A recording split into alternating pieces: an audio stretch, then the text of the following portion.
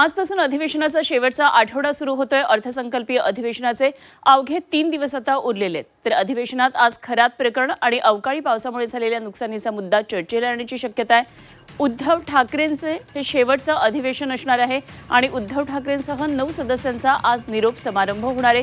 13 मे रोजी या सर्वांच्या आमदारकीची मुदत संपणार आहे, त्यामुळे त्यांचा आज निरोप समारंभ असणार आहे। तर शरद पवारांकडून आज मवियाच्या आमदारांसोबत डिनर डिप्लोमसीचं आयोजन केलंय। राज्यसभेसाठी मदत केल्याबद्दल आज जेवणाचा बेत आखलाय। राज ठाकरे यांनी आज मनसेचे नेते पदाधिकाऱ्यांची शिवतीर्थवर महत्त्वाची बैठक बोलावली आहे। पक्ष संघटनेतल्या बदलांबाबत बैठकीमध्ये सविस्तर चर्चा होण्याची शक्यता आहे। ठोंबरे, कुंभार, अंधारेंची आज पत्रकार परिषद होणार आहे आणि या पत्रकार परिषदेमधून त्या भोंदूबाबा अशोक खरात प्रकरणामध्ये आता काय बोलणार, काय आणखी पुढे पुरावे आणणार याकडे सगळ्यांचं लक्ष लागलंय।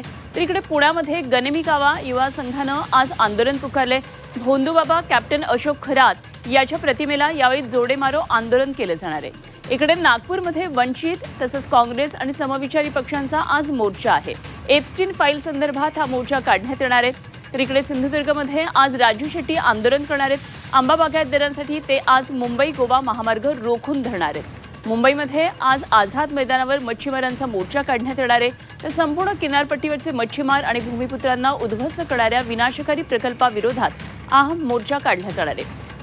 पुढे बातमी दिल्लीमधली दिल्ली जंतर मंतरवर आज 2 आंदोलनं होणार आहेत। अनुसूचित जाती उपवर्गीकरणासह ओबीसी जनगणनेसाठी आंदोलन होणार आहे। तर दिल्लीमध्ये संजय राऊत यांच्या पुस्तकाचं आज प्रकाशनही होणार आहे। या महत्त्वाच्या 12 घडामोडी आहेत आणि आज दिवसभर या घडामोडींवर आपले लक्ष असणार आहे।